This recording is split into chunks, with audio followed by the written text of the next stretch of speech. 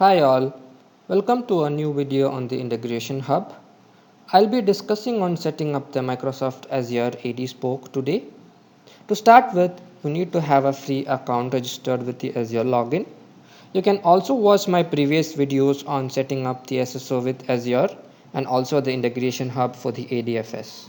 I'll be trying to set up the Azure AD Spoke for managing users and groups. In order to connect with the Azure AD, we'll be using the Microsoft Graph REST API.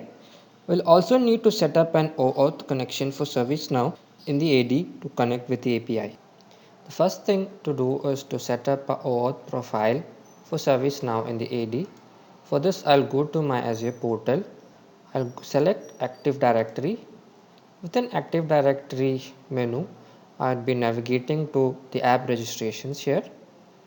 I'll be creating a new application, or I'll be registering ServiceNow as a new application here, and then I would enter a name for this application. I will type it as ServiceNow. You can see the next option is supported account type. I'll go with the default option as accounts in the organizational directory only, and I'll click on register here. This will be registering ServiceNow as a new application within the AD. You can see all the details regarding this application. What you see here as the application ID or the client ID is what we'll use in our OAuth connection. Additionally, you can see all the different endpoints associated with this application. You can see the OAuth and authorization endpoint. You can see the token endpoint and also other different endpoints related to this application. After registering an application for ServiceNow, I need to define my API permissions. For this, you can navigate to the API permissions menu. By default, you can see the application has access to read all the user information. This user.read is a part of the Microsoft Graph API. I would also need access to create or update user information, also to create or update group information. For this, I need to add new access permission into it. So I would select Microsoft Graph. I would go down. I can see all the different APIs which I can access. I would need to search for the group menu here. So let me go to the group here, and I need access to read and write all the group content. So I'll be selecting this. Now I also need access to read and write on all the users. So I would search for the user menu here. So here is the user menu. Right now I have the user.read access. I would now go to the last option here. Yeah, this is what I need, which is user.read write all. I would select this, and this would give me access to write all the user records. I would now update the permissions. So you can see all the new permissions has been added here, but you can see the status that it's not granted for the default directory of mine.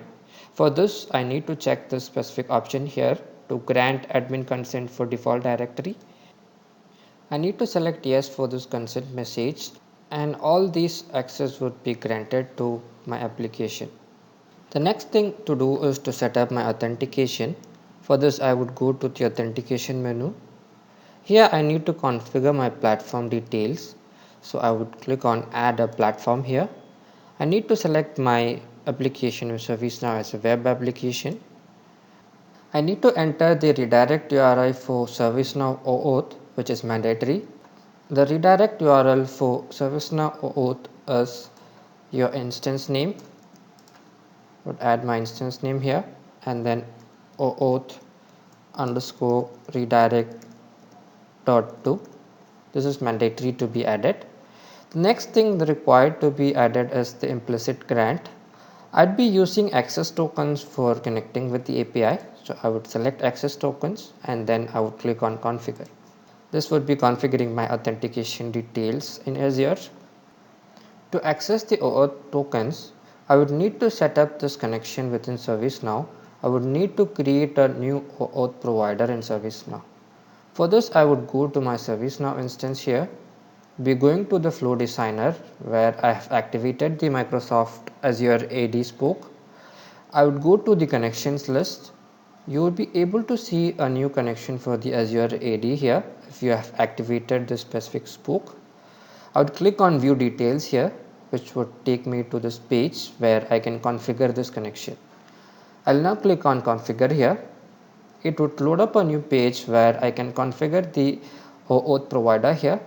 This is an out-of-the-box connection created with the Microsoft Azure AD Spoke. I need to input few of these details here, which are my OAuth endpoints, client ID, client secret. You can also see the OAuth redirect URL here, which is the redirect URL of ServiceNow, and this is the same thing that we just put it in the authentication details in Azure. I'll copy these details from my Azure. So I'm going back to my Azure directory here. I'll go to the overview where I can access my client ID. You can easily copy with this small icon here. I'm just copying it and putting it back under the OAuth client ID. I'll paste it here. I would need to fill up these endpoints as well. So I go back to my endpoint list here. The first link that you can see here is your authorization endpoint. I'll copy this and paste it in my connection here. I would also need the token URL, which is the second endpoint there, which is the token endpoint here. I'll copy this endpoint and I'll paste it back. The third thing is the token revoke URL. We don't have a specific revoke URL in Azure, so we would be pasting the same token URL here again. The fifth thing that we need is a OAuth client secret, which is a one-time key. I'll need to generate this key within my Azure, so I'll go to my Azure directory here. I would then go to my certificates and secrets. At the bottom you can see a section called as client secrets, and I need to click on a new client secret here. I would need to enter a name for it, which I would give as ServiceNow. Then I can decide its expiry. It can be either in 1 year, in 2 years, it can also be never expired. I'll select the last option here and then I click on add. Once a client secret is created, you need to copy it and save it somewhere, because this would only be visible for the first time. If you refresh this page, you won't be able to see it again. I've copied my client secret. I'll come back to my flow designer here and I would paste it in my OAuth client secret. Once all the details are entered, I need to click on the configure and get OAuth token button. Once I click on configure, ServiceNow will authenticate to Azure with my sign-in credential. Since this OAuth connection uses authorization code as the grant type, ServiceNow would first send a request towards the authorization URL. The authorization URL would respond back with the authorization code, which is again posted back to Azure. This would return the actual access token, and we'll be using this token to access the Azure APIs. Let's now access the OAuth token. So I'll click on this button and it will redirect me to the login page. I'd select my account here. So I'm logging into my Azure portal. Once my logging is completed, you can see that the connection has been completed and the access token has been accessed from Azure. You can see the message OAuth refresh token is now available and it will expire on 2021. This default expiry is something which is set up in ServiceNow and it can be extended by us. If you go to your application registry list, which display all of your OAuth connections, under the application registry, you will be able to find the OAuth connection which we have just defined. So if I open this Microsoft Azure AD OAuth connection, you can see all the details which we just input there. You can see the client ID, client secret. You can see the grant type as authorization code and all other endpoints which we just updated. If I navigate down, you can also see the different scopes or the API permission that were granted in Azure, which can be seen here. If you're changing your API permission on Azure, you need to sign in again and refresh your token.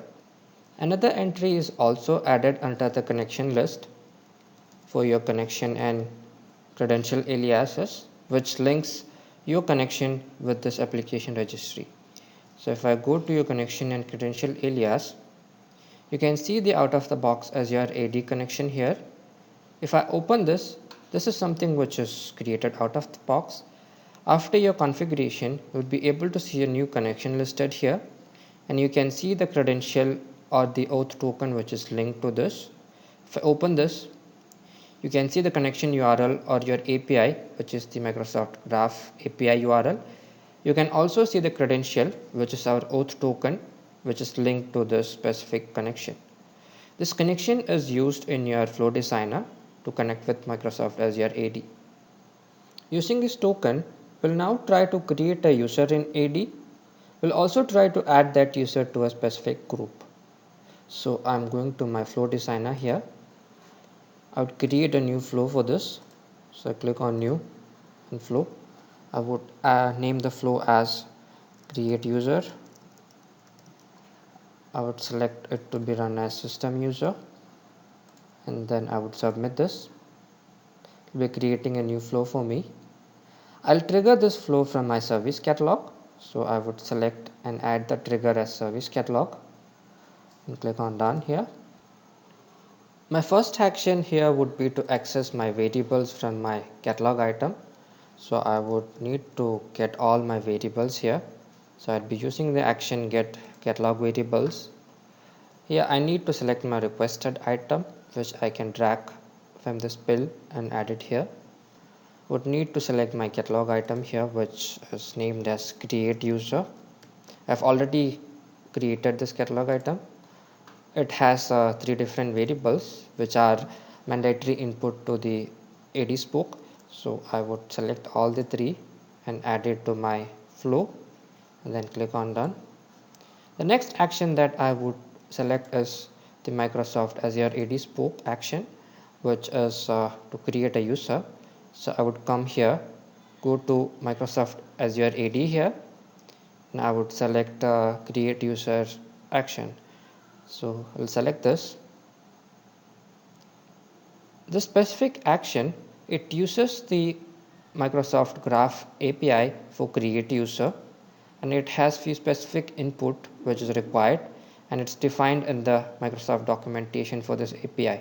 You can see that the request body requires few input like the account enabled flag, the display name, the mail nickname, the user principal name, and few others.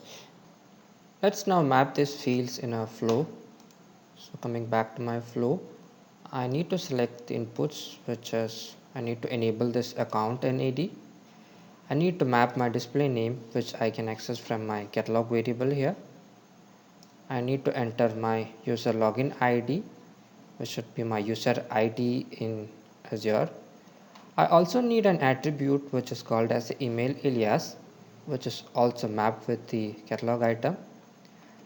The user password is also a mandatory input to the request. For now, I would be just entering a random password. You can use any password generator script or any other method to populate this. So I'll enter some manual value here. I would return a sample password, let's say some random combinations here. The password should also match with the Azure standards of password validation. I would also ask for a force change password here, which is again another input which is not mandatory, and then I would be clicking on done. So this would create a user in AD.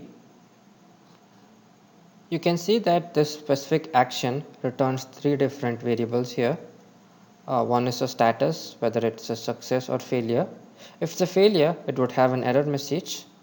It also returns back the user ID, which can be used here. So based on this output, let's create some more actions later to it. So let's put a if condition logic here. So I'll click on the flow logic. I'll click if. I'll now enter a condition if the status is error. I need to take some action. If the status is success, then I would be adding this user to a specific group.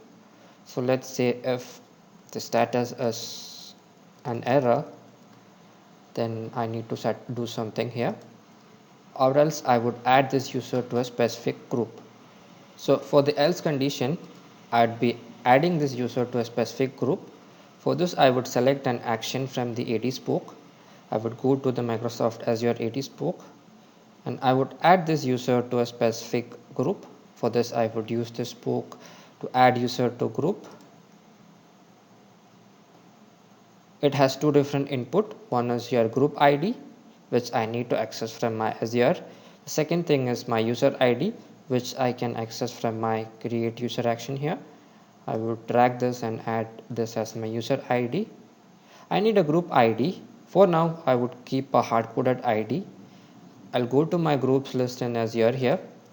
Go to my Azure default directory. Go to my groups list. I need to create a new group here. For this, I'll click on new. I would select the group type as security and group name as a test group. Then I would click on create, and this would create a sample group for me. The group ID is the object ID which you can see here. For now, I would just copy this ID and paste it back on my flow here. So I just paste it back here and I click on done. This should add the user to this group. As a part of exception handling, let's say if the user is not successfully created because of any missing or incorrect input, we can create a catalog task for the service desk. So if the status is an error, let's create a catalog task here. So I would go to the action, type for catalog task here. I'll create a catalog task. I need to select the request item for this, which I would select from this pill here. I would drag it back here. On the short description, I'll be entering the error message which I get it back from the Azure AD spook. So I would drag this here and I would put it here. I can also add any other text if required.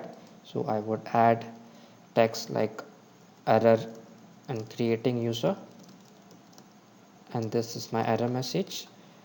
I would also map some of the fields on the catalog task, like for example I can add the assignment group as service desk, so the service desk get notified about this, and I click on done here. So my flow is now completed. Let's get this tested now. Let me save this flow. I also need to activate this flow, so I click on activate here. Once my flow is activated, I need to update this on my catalog item. I've already set this catalog item up for the create user, so I'm opening this catalog item. Under the process engine tab, I'll update my flow, which is create user. I will save this and I'll click on the write button here. I'll be creating a test user, so I need to give a display name here. I need to also give a user ID. For the user ID, you need to ensure that the user domain name is also mentioned in the user ID. So let me go back to my user list, my Azure, and I need to copy my domain name here. The domain name is missing. The API would be giving out an error message, which would be captured in our catalog task. So right now, I'm just copying this domain name and I'll put it back on my catalog item here. I also need to give a mail alias, which I'll add it as test user, and I'll click on order now. This should create a requested item and trigger my flow. So the request item is created. I'll go to my request item and check what has happened to my flow. So if I go to my flow context within the related links here, I can see its execution. The flow context is opening up. You can see that my flow has been successfully completed. The create user action has been successfully completed.